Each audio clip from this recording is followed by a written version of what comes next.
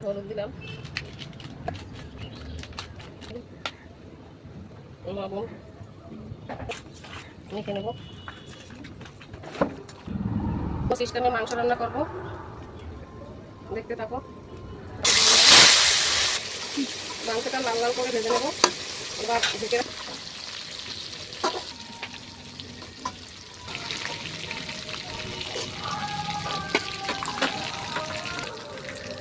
ফোড়ন দিচ্ছি, লঙ্কা, এলাচ, দারচিনি, জিরে।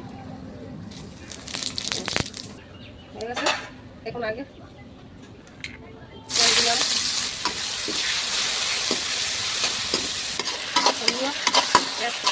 লাল লাল করে ভাজা হয়েছে।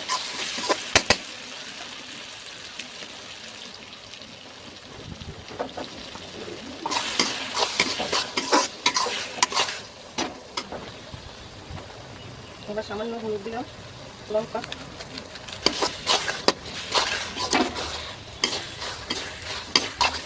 আদা রসুন পেঁয়াজ দিয়ে এটা ভালো করে লাল লাল করে কষিয়ে নেব।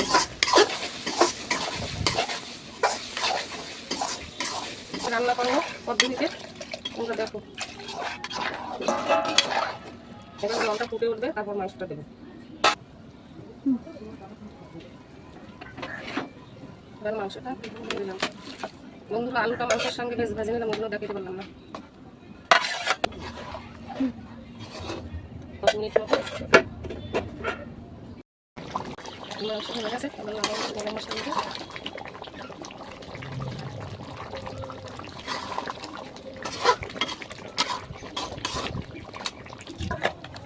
আমি এই নতুন পদ্ধতির এই মাংসটা রান্না করলাম। ভালো লাগলে কমেন্ট করে দেবেন, একটা সাবস্ক্রাইব করে দেবেন, আর একটা লাইক করে দেবেন, আর তোমরা সাথে থেকো।